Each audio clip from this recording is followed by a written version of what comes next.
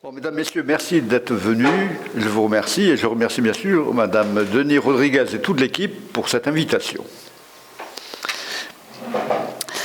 Alors, le patrimoine architectural que nous allons parcourir aujourd'hui est celui de la rencontre d'un homme, un ingénieur de génie au service d'un roi et d'une région ancrée dans ses racines catalanes, dans un contexte politico-historique issu du traité des Pyrénées de 1659.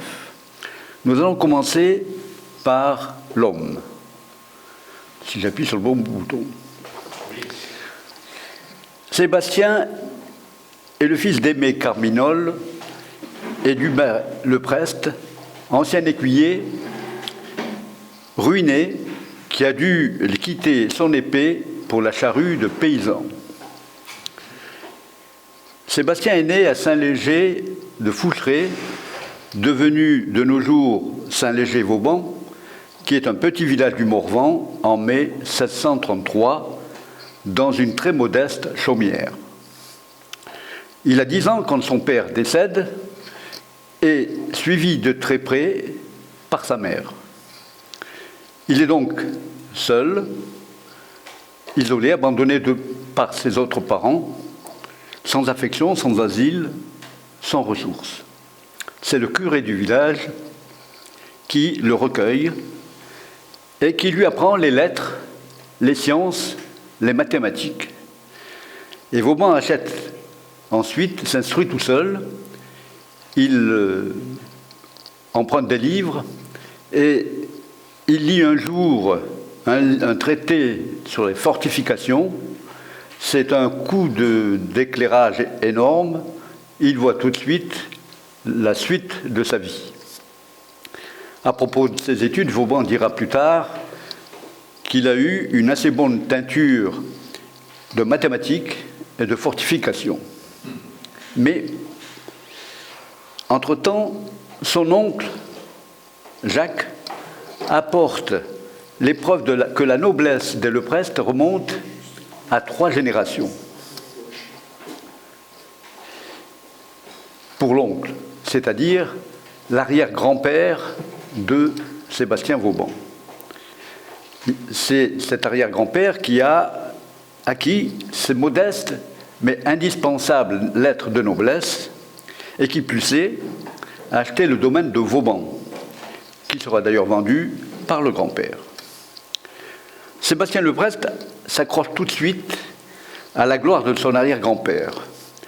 Il va même jusqu'à prendre unilatéralement le patronyme de Vauban. Mais dès fortune faite, son investissement est l'achat du domaine Vauban, ce qui régularise en même temps l'histoire familiale et son emprunt patronyme. À l'âge de 18 ans, Vauban veut s'engager dans une carrière militaire. Et il se rappelle d'avoir eu parfois des contacts avec un gentilhomme morvandiau comme lui, le comte d'Arcenay, qui est donc à ce moment-là capitaine au régiment du prince de Condé, et il se résout d'aller le rencontrer. Et en décembre 1751, il dit au revoir, et avec beaucoup de remerciements à son vénérable bienfaiteur, et va rencontrer Arcenay dans les Flandres. Ce dernier, constatant que le jeune homme est robuste, mais qu'il est aussi assez précis en ce qui concerne les mathématiques et les fortifications, mais en plus, il dessine très bien, il embauche tout de suite. Science tenante, il le met au contrôle de la compagnie. Vauban donc rejoint le régiment de Condé dans les Flandres sous l'autorité de l'ingénieur de Clerville, sans savoir bien sûr à ce moment-là qu'il va combattre les troupes royales dans le cadre de la Fronde. Mais en 1653, c'est toujours la Fronde, mais c'est juste la fin, il est fait prisonnier et il se rallie tout naturellement à Mazarin, le principal ministre de Louis XIV. Il lui est ingénieur à partir de 1755, puis lieutenant, puis capitaine. À la signature du traité des Pyrénées, il prend un congé d'1 an et rentre au Morvan et épouse Jeanne d'Osnay, qui est une cousine germaine. Le couple s'installe au château d'Hypéry, château de la famille de sa femme. Mais à peine marié, depuis 2 mois, appelé par le roi, il quitte son épouse, qu'il ne verra plus de sa vie que dans des brefs séjours. Mais ils auront quand même 2 filles, Charlotte et Jeanne-Françoise. Il s'illustre pendant la guerre de Dévolution, en dirigeant les sièges de Tournai, de Douai et de Lille. En 1768, il est même nommé gouverneur de Lille. Et le roi, qui souhaite renforcer les défenses de la capitale de la Flandre française, lance un concours, si vous voulez, de projets de fortification. On lui soumet plusieurs projets, et c'est celui de Vauban qui est préféré, y compris par rapport à celui de Clerville, qui était son ancien maître. Dès lors, et bien que Clerville conserve son titre, c'est Vauban qui exerce la charge de commissaire général des fortifications du royaume. Titre qui lui reviendra bien sûr naturellement à la mort du chevalier en 1778.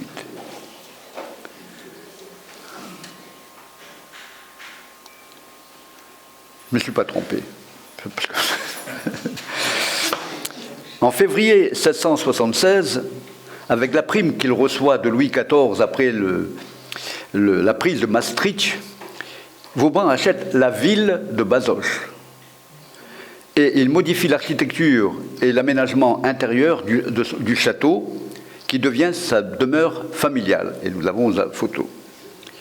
Mais aussi sa garnison militaire, car il fait une très grande galerie où il installe ses ingénieurs militaires pour l'étude des fortifications. Et bien sûr, utilise également cet outil de travail pour ses écrits, que l'on verra, il en fait énormément tout au courant de sa vie et dans tous les domaines. En 1692, Louis XIV crée un corps, le génie militaire, dont Vauban devient le patron. Il est fait maréchal de France en 1703 et chevalier du Saint-Esprit en 1705. Notons que de son vivant, ce n'est pas le constructeur de places fortes ou de citadelles que l'on célèbre. C'est le preneur de ville. Son visage témoigne, vous l'avez vu tout à l'heure, avec la blessure qu'il avait à la joue gauche, son visage témoigne de sa bravoure. En effet, il a été blessé pendant le siège de Douai en 1667. C'est une signature indélébile. C'est une décoration en même temps. Au cours de sa vie, Vauban a écrit énormément, je viens de vous le dire, de nombreux ouvrages militaires et laissé de nombreux écrits sur les finances, la marine, les travaux publics, l'histoire, la géographie, la religion, le commerce, l'industrie, infatigable. C'est ainsi au tout début de 1707, il propose l'instauration d'une dîme royale, l'ancêtre de notre impôt sur le revenu. C'est bien sûr un dispositif inacceptable pour la noblesse. Et comment ? Il va payer un peu, oui. Sa publication, ayant été arrêtée tout de suite par décret du Conseil, certains historiens prétendent qu'il a été mis en disgrâce par le roi. Ce qui ne me paraît pas du tout avéré, puisqu'il a été nommé maréchal de France à la fin de sa vie. peut lui reprocher quand même d'avoir laissé publier cette dîme sans avoir eu l'autorisation préalable. Il avait de quoi, il avait quand même assez de force et de caractère quand même. Il meurt à Paris le 30 mars 1707 d'une bronchite chronique.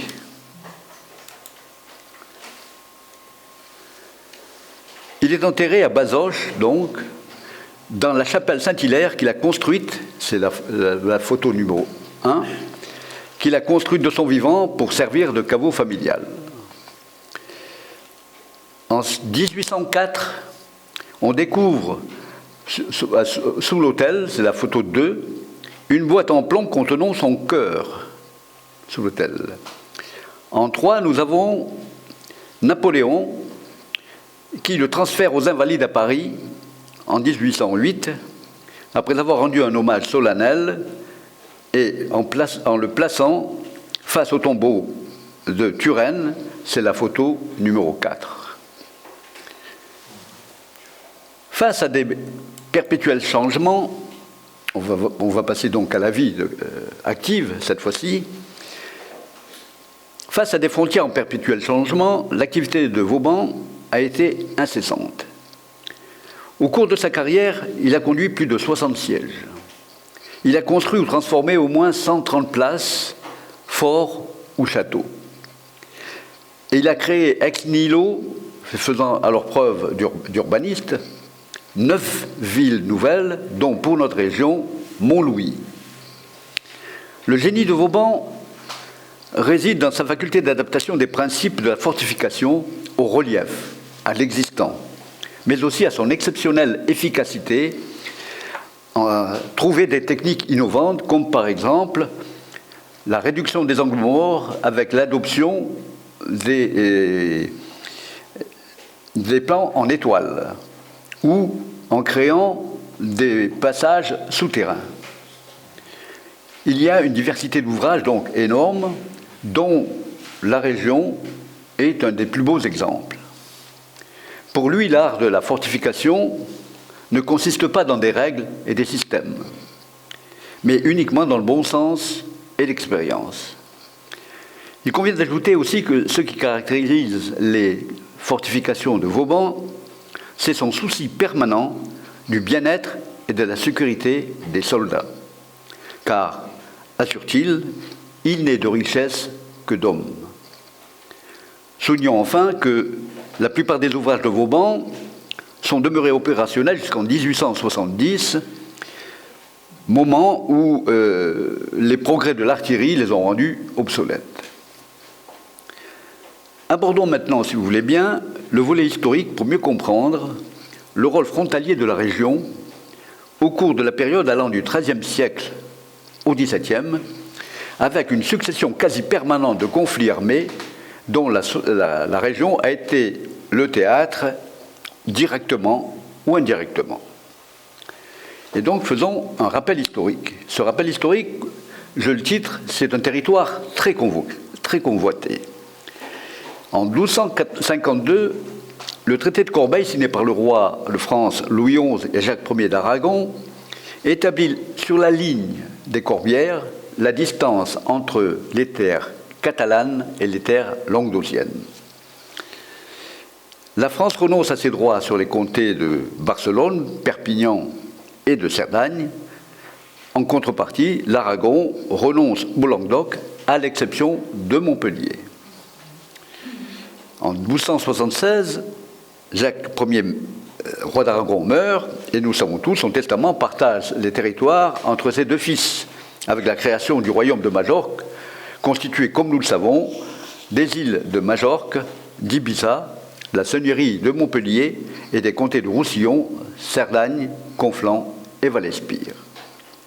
En 1344, Pierre IV d'Aragon, c'est le fils aîné des deux, annexe et réunifie les deux couronnes, à l'exception de Montpellier, qui devient en France. Français. Au cours de l'existence de cet éphémère royaume de Majorque, d'importants chantiers ont été ouverts. À Perpignan, une nouvelle enceinte est commencée en 1277. La construction du palais royal est entamée. Dans le même temps, les murailles de Villefranche-le-Conflent sont renforcées et à Collioure, les fortifications sont étendues. Et surtout, entre le col du Pertus et de Panissard, le château de Bellegarde voit le jour. À partir de 1462, une nouvelle crise politique catalane permet à la France d'intervenir en Roussillon et Louis XI occupe les comtés de façon presque permanente jusqu'en 1493. Date de la signature du traité de Barcelone par Charles VIII, successeur de Louis XI, qui rend les comtés à l'Aragon. L'occupation des comtés par Louis XI a quand même été le cadre de travaux de fortification importants à Collioure, à Elne et à Perpignan notamment, avec la construction de la porte de Notre-Dame et la transformation du palais royal en une immense citadelle. En 1497, le roi Ferdinand II envoie en Roussillon l'ingénieur Ramiro López, qui travaille à Perpignan sur la citadelle, à Collioure, où il poursuit la modernisation du château entreprise par Louis XI, et à Sals surtout, où il donne sa pleine mesure et crée une forteresse d'une grande modernité. La fortification bastillonnée, inventée par ailleurs lors des travaux de Michel-Ange vers 1515, apparaît dans les comtés au cours du siècle de Charles Quint. À Collioure, avec la modernisation de la place qui se poursuit, à Perpignan, à partir de 1535, on construit des boulevards bastions près des portes, une nouvelle citadelle englobant les fortifications existantes et bientôt elle-même, protégée par une enceinte dotée de 6 bastions. De telle sorte qu'en 1571, Perpignan devient une des meilleures places fortes d'Europe. En 1540, les Catalans qui prennent les armes contre le roi d'Espagne, Philippe IV, font appel à la France et accordent à Louis XIII le titre de comte de Barcelone. En 1542, Collioure, Perpignan et Sals tombent entre les mains des Français, qui occupent bientôt une bonne partie de la Catalogne et Barcelone. Toutefois, face à l'hostilité de la population et au ravage de la peste, les Français évacuent la ville, puis la Catalogne, mais restent bien ancrés dans les comtés nord-catalans. Les batailles vont se poursuivre pendant 20 années, laissant le pays en ruine et la population exsangue. Arrive à ce moment-là le 7 novembre 1659 avec l'ouverture du traité des Pyrénées.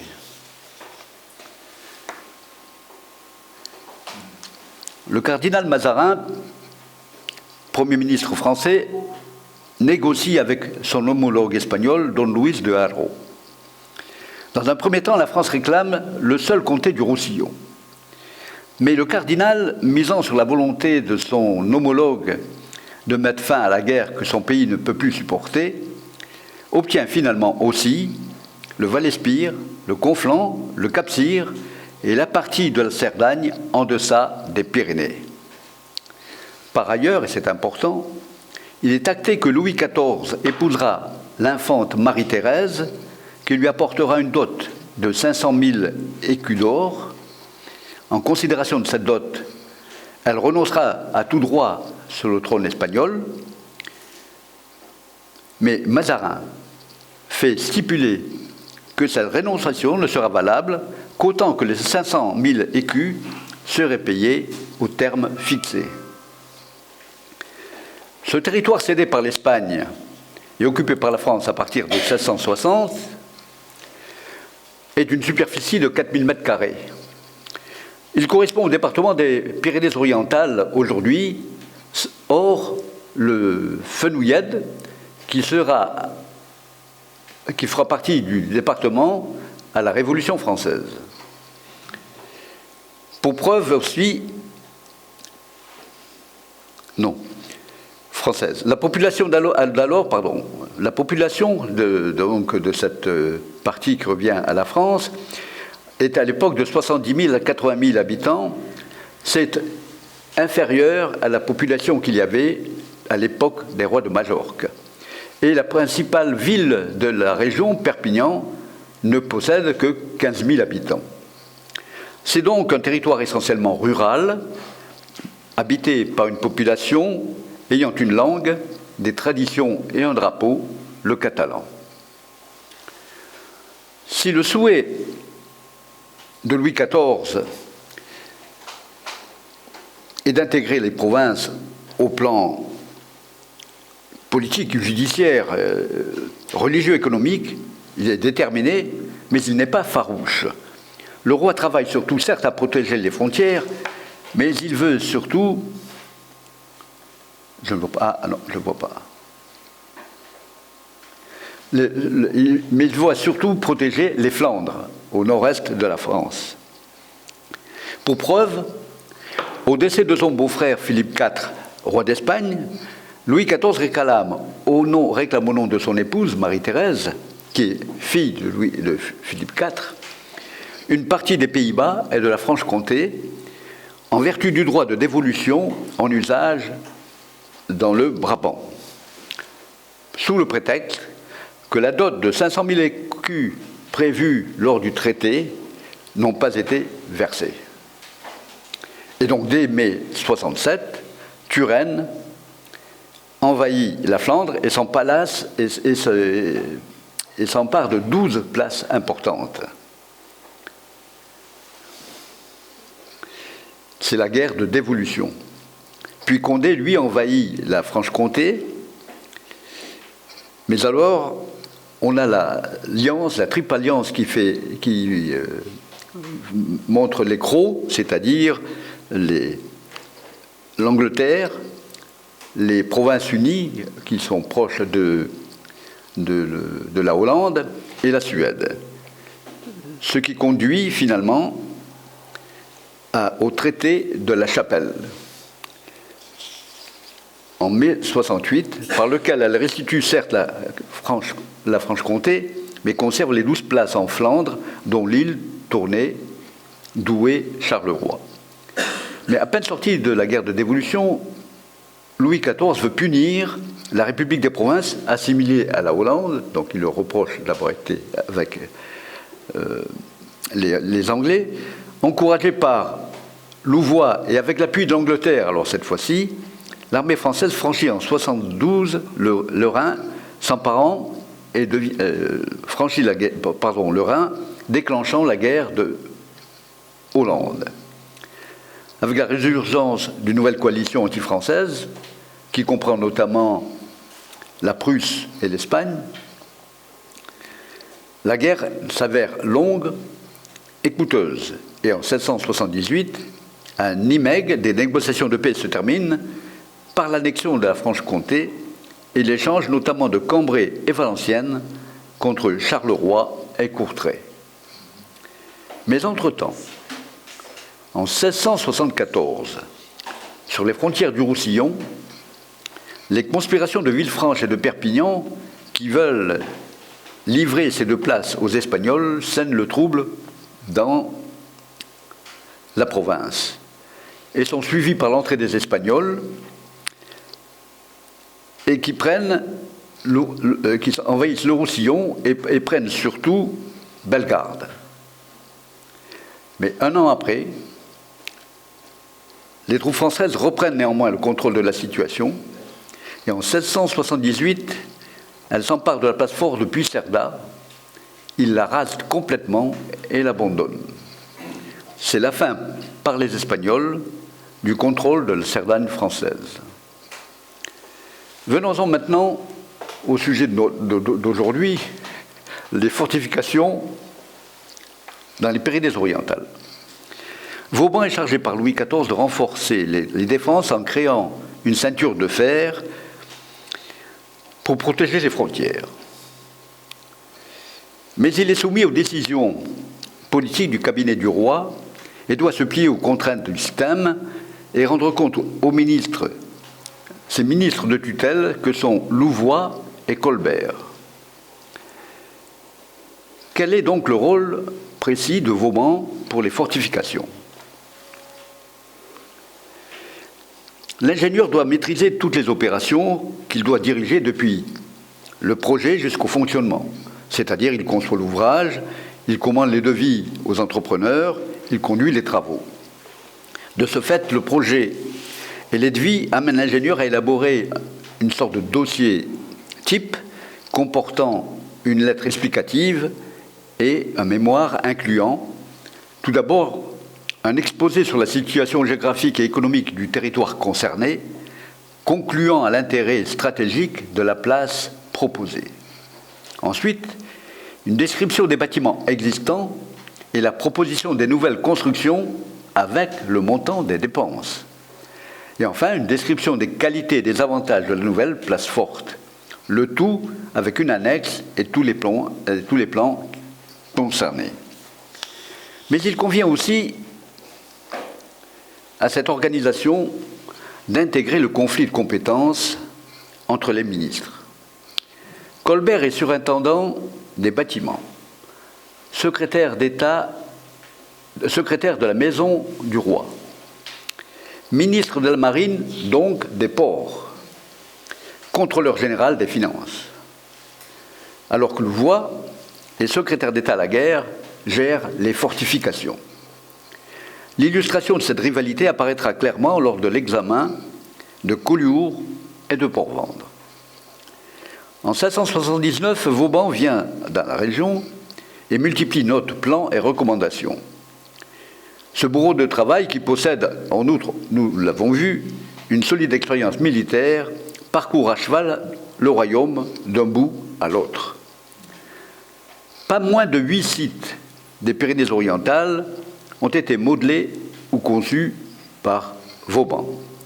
Et en mai 1680, Louvois visite avec Vauban l'ensemble des places roussillonnaises afin de donner son avis à Louis XIV sur les propositions de Vauban et de fixer les priorités. Et le ministre tranche. Montlouis et Perpignan restent des priorités. Bellegarde et Villefranche, l'essentiel du projet de Vauban doit être réalisé. Par contre, ces travaux de Prat de Mollo sont repoussés. Et en ce qui concerne Port-Vendre, Louvois demande à Vauban de réaliser un projet considérablement plus modeste que le premier. Les travaux entrepris dès 1680 sont toutefois considérables et s'élèvent à plusieurs millions de livres. Les places ainsi créées ou modernisées donnent à la France un contrôle total avec la frontière catalane et permettent au cours de la seconde moitié du règne de Louis XIV de menacer en permanence la Catalogne et de l'occuper à l'occasion de presque chaque campagne. Passons maintenant sur l'itinéraire de Vauban. Vauban est intervenu à Sals-le-Château, Sals-le-Château, Perpignan, Collioure, Port-Vendre, Le Perthus, Pras de Mollo, Amélie-les-Bains, Montlouis, Villefranche. Vauban a parcouru 4 fois la région. On va aller maintenant point par point et donc passons à Sals. Sals a été au 1er siècle une étape de la Via Domitia. Et il est fait mention d'un château dès 1007. En 1344, le royaume de Majorque est absorbé par celui d'Aragon, on le sait. Dès lors, Sals se trouve en première ligne sur la frontière qui sera disputée pendant 3 siècles. Le 30 octobre 1495, les rois catholiques envoient Ramiro Lopez, grand maître d'artillerie, mettre en défense la frontière du Roussillon avec comme ordre de mission, je cite, « En arrivant à Sals, vous devez expressément examiner si cette ville peut être fortifiée pour qu'elle reste bien forte. Si elle avait une telle disposition, vous devez évaluer dans quel délai, à quel coût, avec combien de personnes et quels moyens elle pourrait être fortifiée. » La construction de la nouvelle forteresse débute en 1497. Le chantier se révèle d'autant plus difficile que la principale innovation consiste à enfoncer la place dans le sol afin de la soustraire le plus possible du tir des batteries. Sals, verrou efficace, connaît alors pratiquement un siècle de calme. Mais en 1642, après la prise de Perpignan, l'armée française assiège et investit Sals. Par le traité des Pyrénées, Sals et le Roussillon appartiennent définitivement à la France. L'histoire militaire de Sals, située désormais à l'intérieur du royaume, est terminée. Mais la forteresse est néanmoins entretenue et le 25 janvier 1662, Louvois en commande des réparations à concurrence de ce qui est nécessaire pour loger des troupes d'armée que l'on y envoie en garnison. Vauban donc restaure les ponts-levis et fait rechercher pour les neutraliser toutes les contremines. Par contremine, on entend des galeries souterraines creusées par un assiégé dans l'espoir que les éventuelles galeries ennemies s'effondreront. Et fait rétablir aussi l'artillerie de la place qui était en de très mauvais état. En 1682-1683, elle devient prison par ordre du roi. 19 prisonniers condamnés dans l'affaire des poisons, c'est-à-dire l'empoisonnement de Louis XIV, sont transférés à Sals. En 1685, Vauban envisage même de raser la forteresse qui ne sert à rien, mais le projet n'est pas adopté. Et en 1886, la forteresse est classée au titre des monuments historiques. L'ancienne forteresse, qui a abrité quelques 1500 soldats et 300 chevaux à la fois, possède une architecture impressionnante avec des murs de 12 mètres d'épaisseur, des galeries de contremines, ses tours et ses donjons que vous voyez sur la diapositive. Passons à Perpignan. Établi sur le site stratégique depuis l'Antiquité, Perpignan devient la résidence des rois de Majorque à la fin du Xe siècle. C'est à cette époque qu'elle reçoit ses premières fortifications avec la Celera, un mur en cailloux roulés sans tour, très vite remplacé par une première enceinte urbaine dont il ne subsiste rien aujourd'hui. La seconde enceinte est édifiée par les rois de Majorque à la fin du XIIIe siècle. Son périmètre est agrandi et elle est équipée d'une trentaine de tours et de 10 portes.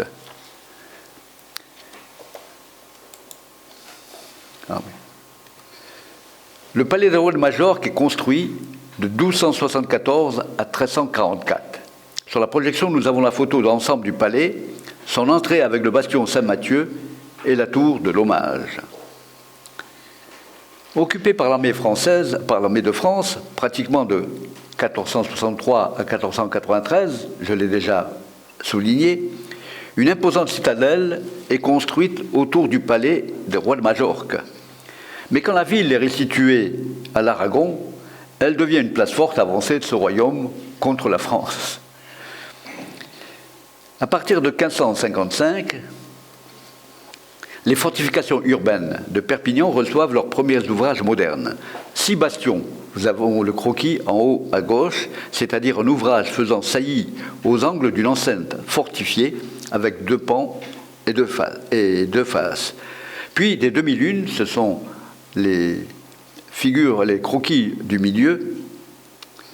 C'est un ouvrage de forme angulaire placé à l'avant de la courtine que nous avons à droite et qui, elle, est un rempart entre 2 bastions. Tous ces ouvrages sont édifiés par l'ingénieur espagnol Juan Bautista Calvi. La ville est reprise par les armées de Louis XIII en 1642 et passe définitivement sous la possession du royaume de France avec le traité des Pyrénées. Après l'annexion de la Catalogne française, un premier projet de Vauban en 1669 n'est pas retenu, mais un second 10 ans plus tard est adopté. Dans la citadelle, il crée un réduit, c'est-à-dire une fortification à l'intérieur, en s'appuyant sur les fronts de Charles Quint et de Louis XI, et ajoute 6 demi-lunes devant les bastions. Par contre, la démolition de tous les quartiers proches de la plateforme qui était prévue dans le premier projet est abandonnée. Autour de la ville, il renforce les bastions d'Elne, de Saint-Jacques, crée le bastion de la Justice, ainsi que 5 demi-lunes pour les courtines. Il aménage 3 portes, la porte Notre-Dame, la porte Saint-Martin et la porte de Canet. Cette dernière est complexifiée par un cheminement en zigzag.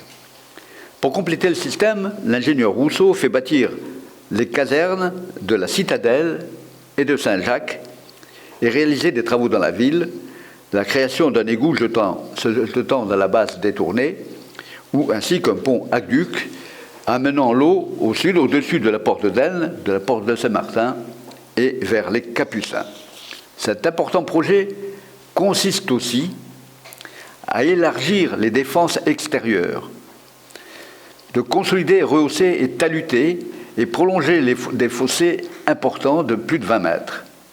Des chemins couverts, c'est-à-dire ce chemin-là, ici, là, vous voyez, là. Ce chemin couvert, chemin derrière un parapet suffisamment élevé pour permettre le positionnement ou la circulation des défenseurs à l'abri des vues et des tirs ennemis. Et des glacis, c'est le terrain en pente devant la fortification, aménagé en pente douce à partir des éléments extérieurs de l'ouvrage fortifié, ayant pour fonction de n'offrir aucun abri à d'éventuels agresseurs et de dégager, au contraire, le champ de vue des défenseurs. La ville se trouve ainsi, pour plus de 2 siècles, jusqu'en 1905, précisément coupée du territoire par les terrains gelés d'une longueur de 100 à 400 mètres des glacis. Plus de 2 millions de livres seront consacrés pendant 20 ans à ces ouvrages colossaux.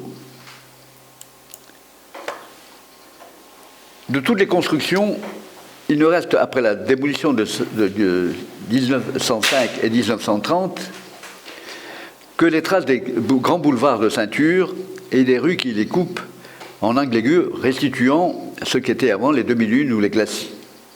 Parmi les tronçons de maçonnerie visibles, on peut citer la demi-lune de la Citadelle à l'angle de la rue des Troubadours et de la rue des Bosquets, ainsi que rue Montesquieu, l'angle du bastion Saint-Jacques, et rue Rabelais, l'enceinte. Passons à Collioure. Le conflit de compétences précédemment évoqué entre Colbert et Louvois est mis en lumière dans les choix définitifs concernant les travaux à entreprendre dans ces 2 cités. Au printemps 1680, les 2 patrons de Vauban ont fait appel à ses services. Lorsque Vauban arrive à Perpignan pour rejoindre Louvois, il vient en ligne droite des Pyrénées-Atlantiques où il a accompagné Colbert dans la visite des ports. Au Moyen Âge,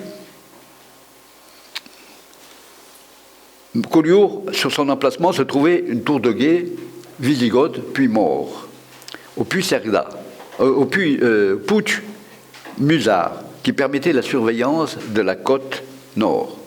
Charles Quint la renforce en 1554 et d'une enceinte et lui donne le nom de Sainte-Thérèse. Vauban, 779, détruit le fort Sainte-Thérèse pour construire le fort Miradou. Ce fort Miradou, je ne peux pas le décrire parce qu'il est actuellement militaire et on ne peut pas y entrer. En 2006, effectivement, le fort est transformé, propriété de l'armée de terre. Les bâtiments abritent désormais le centre national d'entraînement des commandos. Son accès est interdit au public. Il y a environ 6000 stagiaires par an dans ce château. On verra que ce sera la même chose à Montlouis. Au XVIIIe siècle, on construit un ensemble pour améliorer la défense du fort Miradou, le fort carré entouré d'un profond fossé et la tour de l'Étoile avec 2 remparts à ses pieds, puissantes redoutes, les redoutes étant des fortifications extérieures indépendantes. Elles sont proches l'une de l'autre et elles communiquent, elles, par un double chemin couvert. Tous 2 sont classés monuments historiques depuis 1991.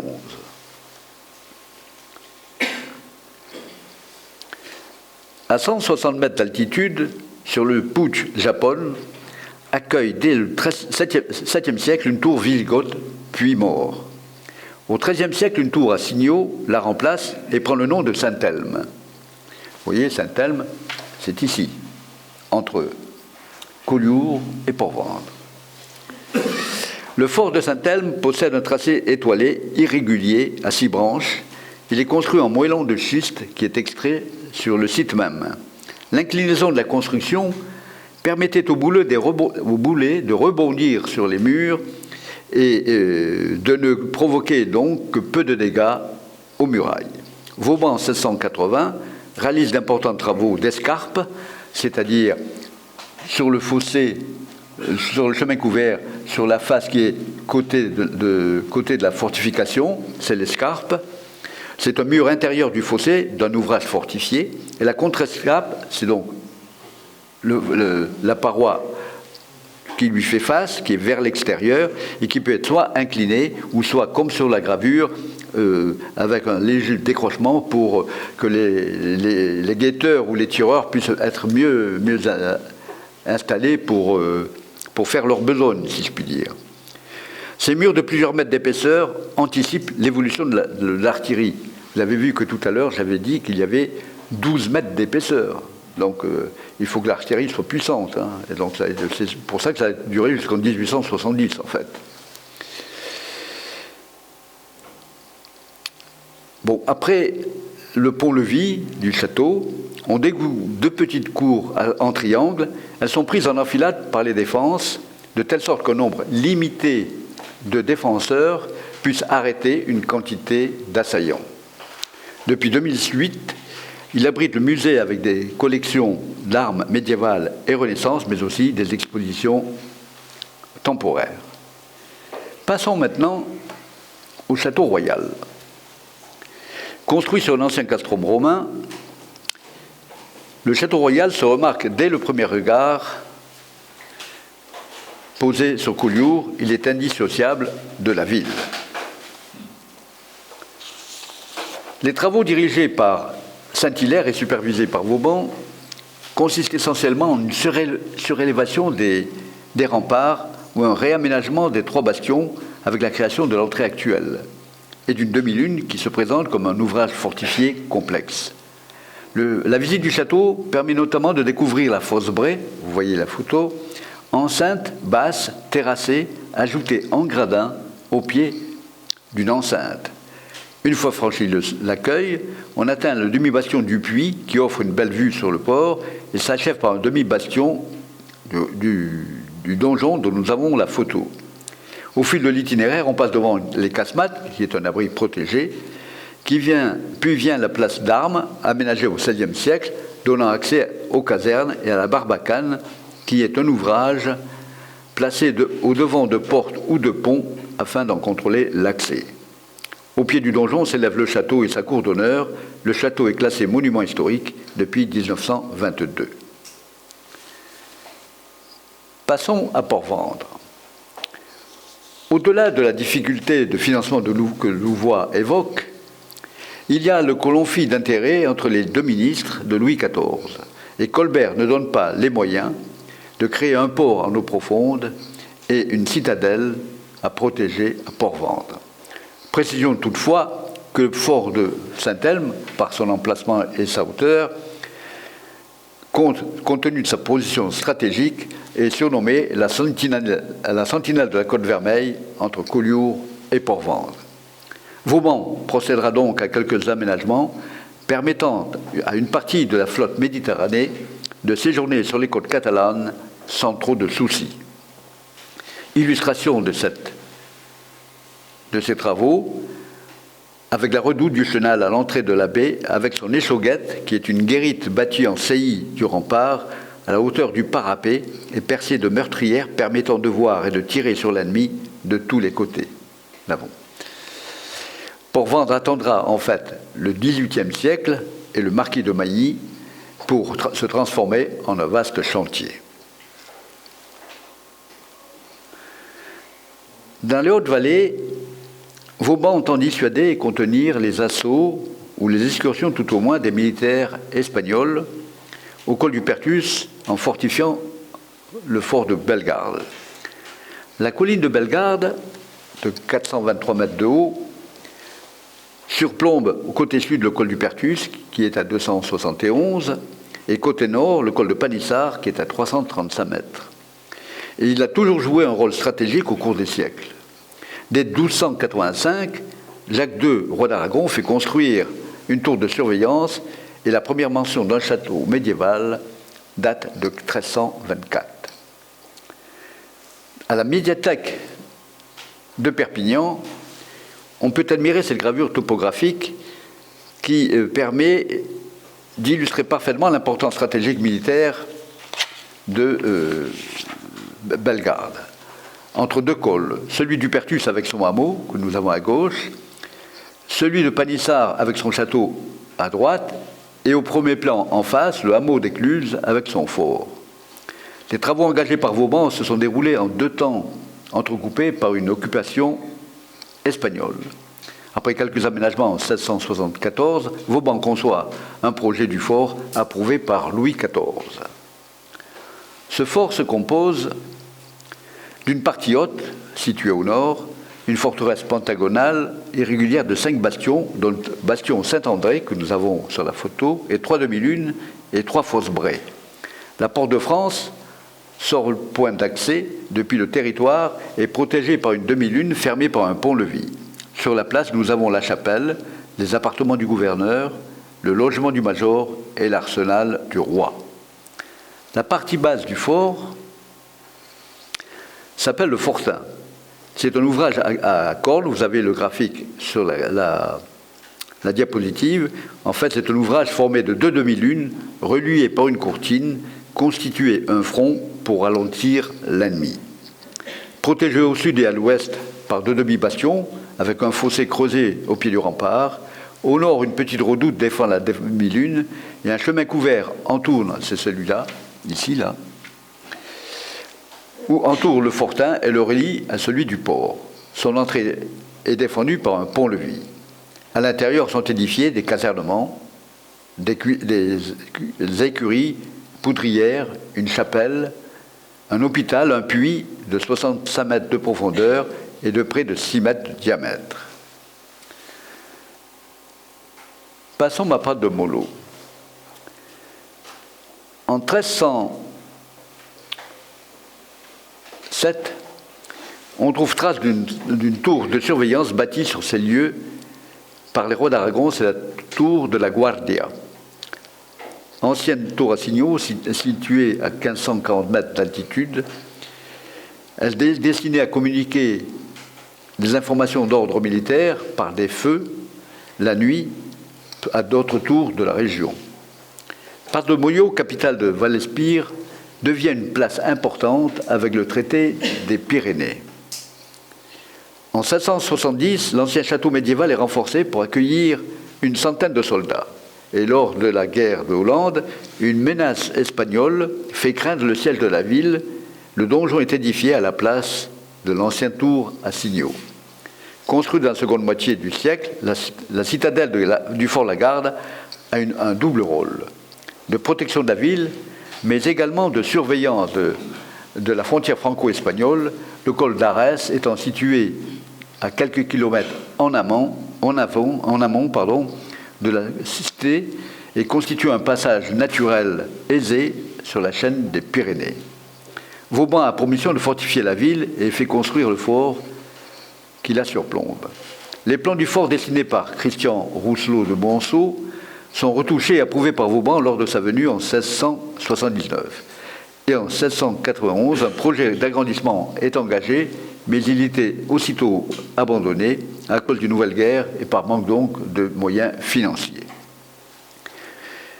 Le fort a été construit de manière à résister à une artillerie ennemie selon le concept de fortification bastillonnée développé par Vauban. Il est parfaitement adapté au relief montagneux de Pras-de-Mollo, et cette planche, outre la vue générale, nous avons l'accès, le chemin de ronde. Sur le front au sud, 2 lignes de défense succèdent en avant du donjon. À gauche, la contre-garde, ouvrage extérieur de protection d'un bastion ou d'une demi-lune dont il est séparé par un fossé, comme nous le voyons. Et ensuite, le redans Sainte-Marguerite, à droite, qui est un ouvrage en angle saillant. Les fronts du nord et de l'est sont bordés par des ravins. Le plus vulnérable reste le front de l'Ouest, protégé par un système de défense complexe. Il est renforcé par une place d'armes et une traverse, c'est-à-dire une fortification bastonnée, dite tombeau de Mahomet, probablement surnom évoquant la forme de celle d'un tombeau musulman. Vous savez, tombeau musulman, c'est un peu comme l'as de pique. C'est comme ça, avec un truc très pointu après. Voilà. Tous ces ouvrages sont érigés en 3 matériaux différents, granit, schiste et brique, et ces matériaux, comme les vivres et autres marchandises, étaient transportés depuis la ville à dos d'hommes ou de mulets. Une voie de repli a également été réalisée parallèlement à ce sentier. Ce poste de défense avancé s'appelle la Tour Carrée. C'est un chemin couvert entre la ville et la redoute. Elle complète cette voie qui permettait aux soldats en poste dans la ville de rejoindre le fort en cas d'attaque. L'ensemble est classé monument historique depuis 1925. Ce fort est un ancien château médiéval à Amélie-les-Bains, dont la construction remonterait à 1240, époque où le territoire appartenait à l'Espagne. Il trône alors à cet emplacement une simple tour de surveillance qui sera remaniée par l'ingénieur français Saint-Hilaire, puis par Vauban. Le fort Les Bains se compose d'un avant-poste relié à un pont-levis par un chemin de garde couvert, ainsi qu'une salle de défense, un bastion. 4 bastions supplémentaires complètent le système de défense de la place, en forme d'étoile, comme nous pouvons le voir sur la photo du centre, dont par ailleurs la situation élevée de la colline facilite la défense. Sur cette diapositive, nous avons effectivement la vue aérienne, la porte de France et 2 des 4 bastions. Cette projection nous permet de voir une des casernes et une casemate. Le fort Les Bains a depuis lors gardé le même aspect qu'on lui connaît aujourd'hui. C'est désormais une propriété privée dont l'accès est très difficile. Passons à Montlouis. On va s'altérer parce qu'on est maintenant sur la hauteur.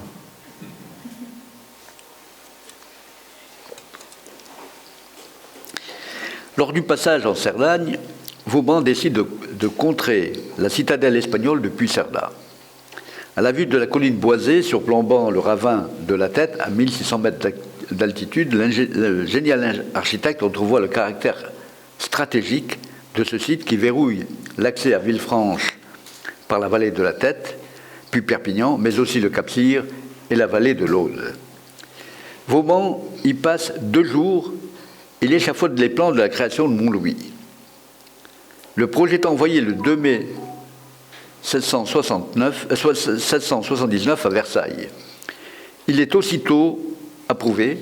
Les travaux débutent le 5 juin de la même année et s'achèvent le 26 octobre 780. Les soldats servent de terrassiers, de maçons, de charpentiers, sous la conduite d'artisans. 2700 militaires ferraille tels des forçats. Montlouis est baptisé en l'honneur du roi Soleil. Le plan projeté, datant en haut à gauche, datant de 793, dont l'auteur est inconnu, montre que la citadelle, de forme carrée, est dotée d'un bastion à chaque coin. Le fossé qui l'entoure est à sec. Nous avons également la ville sur la photo de droite. Elle occupe 30 hectares et peut héberger une garnison de soldats de quelque 2500 membres. Elle comprend notamment des casernes que Vauban a inventées afin d'échapper à la servitude du logement chez l'habitant. Sur la diapositive sont représentés un des 4 bastions, celui de la Tête, le fossé et une échauguette. La porte Saint-Louis, qui est ici, au sud, communique directement avec la ville, sur la vue en bas en contrebas de la forteresse, à l'intérieur d'épais remparts. La forteresse ne sera jamais attaquée parce que trop dissuasive. Le cœur de la citadelle est aujourd'hui occupé par le centre de commando, national de commando, présent aussi, comme nous l'avons vu, au château de Collioure. Une plaque apposée à l'entrée de la citadelle mentionne que le commando a été créé à Staweli, ville près d'Alger, en 1943. J'ai retenu ça parce que ma femme est née à Staweli. Bon, si je parle de Vauban et pas de ma femme, c'est pas normal. Chaque année, 6000 stagiaires, comme je l'ai dit, passent dans ces écoles de commando. Le clou de cette visite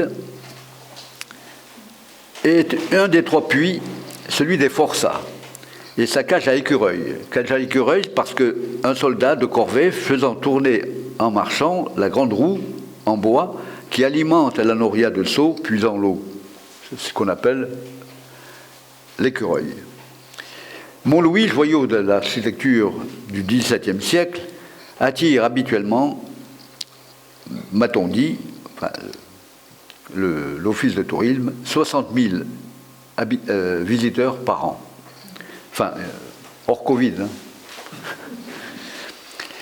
Évoquant un instant l'enclave de Livia.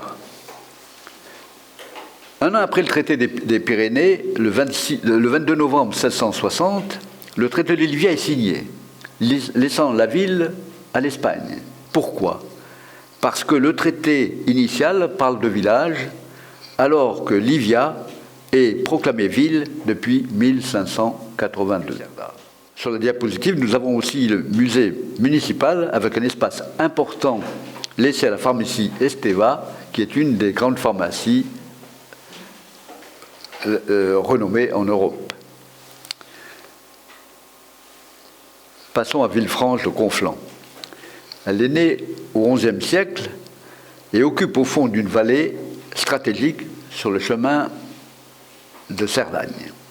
En descendant de Prades et Perpignan par la nationale 116, le long de la tête s'élève la cité fortifiée de Villefranche de Conflans, qui verrouille cette vallée stratégique donc, et encaissée. Les ruelles et boutiques font l'attrait de cette ville, à la structure médiévale rehaussée avant Vauban, sans oublier l'église paroissiale d'époque romane et son clocher gothique consacré à Saint-Jacques. Villefranche est effectivement située sur un itinéraire de pèlerinage de Compostelle.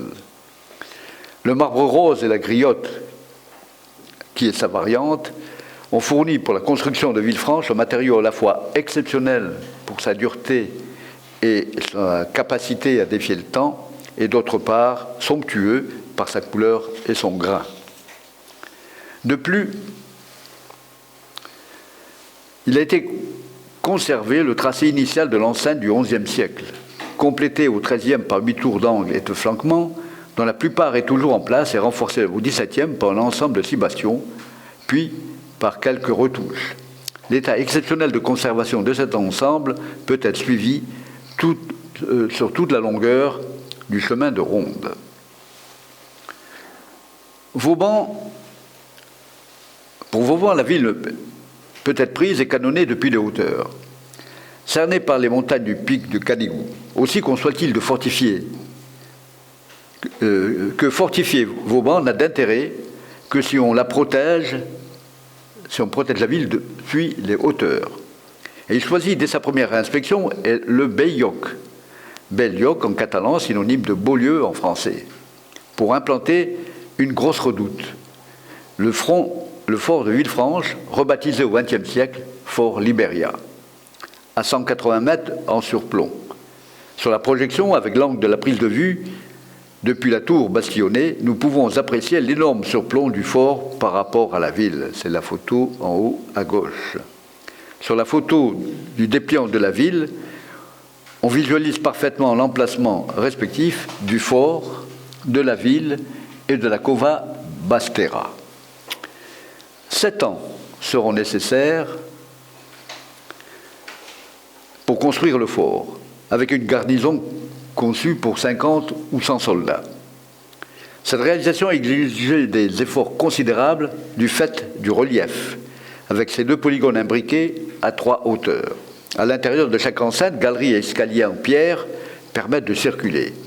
Vers l'extérieur, chacune est parcourue d'exoguettes, de chemins de ronde, de machicoulis, dont vous avez un dessin à gauche, et qui se définit comme une galerie formant un encorbellement d'une enceinte militaire dont le plancher est ajouré, permettant de lancer des projectiles au pied du mur à l'ennemi.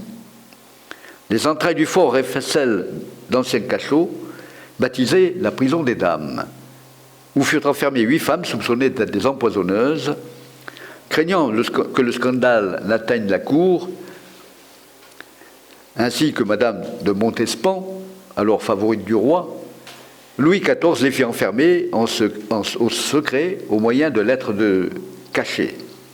2 prisonnières y vécurent, respectivement 36 et 43 ans, derrière ces sinistres murs. Les 3 autres photos de la projection, la Porte de France, le bastion de Dauphin et le chemin de ronde, nous permettent de visualiser des lieux au passé moins pesants. La Cova Basterra, grotte fortifiée, est une grotte naturelle que Vauban a assimilée à une casemate et a donc fermé l'entrée et y a aménagé des bouches de feu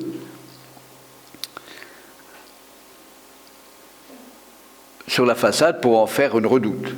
Il a intégré à la défense de la ville et l'a relié par un escalier souterrain que nous avons en bas à gauche.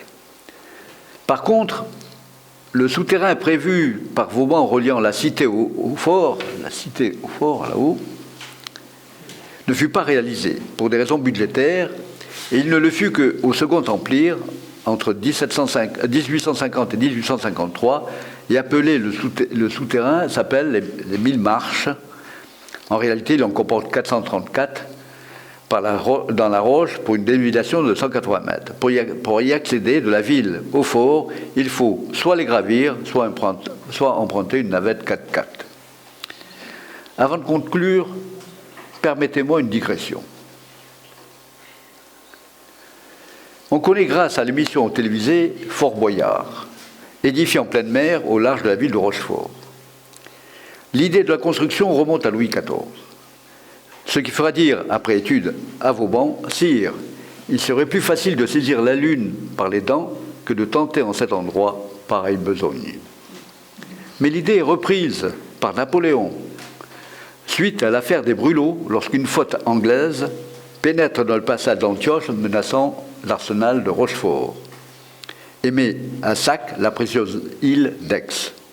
C'est ainsi que débute le projet de construire le fort Boyard sur un banc de sable de Longe de Boyard pour protéger l'arsenal de Rochefort. Pour cela, il faut déplacer le banc de sable de plus de 1 km. Le projet est abandonné. Il est repris en 1842 pour se terminer en 1857. Mais alors que les progrès de l'artillerie, le bâtiment s'avère rapidement inutile. En 1870, il est transformé en prison militaire. Il est délaissé en 1918. Classé monument historique en 1950. Il est acheté par un dentiste belge et sert de décor à plusieurs films, dont Le repos du guerrier avec Brigitte Bardot, ou alors Les aventuriers avec Alain Delon et Lino Ventura. Devenu propriété de France Télévisions, le succès international du jeu télévisé Fort Boyard depuis les années 90 l'a rendu célèbre. Pour conclure, aujourd'hui, plus de 350 années plus tard, le reste témoignage muet des vieilles pierres, des forts, citadelles et places fortes conçues ou modernisées par Vauban, dans le caractère imprenable et guidé par la dissuasion afin d'épargner des vies humaines. Grâce à lui, la France possède un ensemble de fortifications du XVIIe siècle unique au monde. Cet ingénieur génial a été aussi visionnaire, de grande culture, l'esprit ouvert et par-dessus tout, homme de bien. Le plus honnête homme du royaume, déclarait Saint-Simon, le plus vertueux des citoyens, ajoutait Voltaire. Depuis juillet 2008, les fortifications de Vauban sont inscrites sur la liste du patrimoine mondial de l'UNESCO pour leur contribution majeure à l'architecture militaire universelle. Outre Villefranche de Conflans et Montlouis, 10 autres sites en France ont reçu le prestigieux label. Briançon, Mont-Dauphin, Villefranche, Montlouis, Blaye, Cul-de-Sac, Fort-Médoc, Saint-Martin-de-Ré, Camaret-sur-Mer, Saint-Vaast-la Hague, Arras, Longueville, Neuf-Brisac, Besançon. Ces 12 sites majeurs sont fédérés en réseau.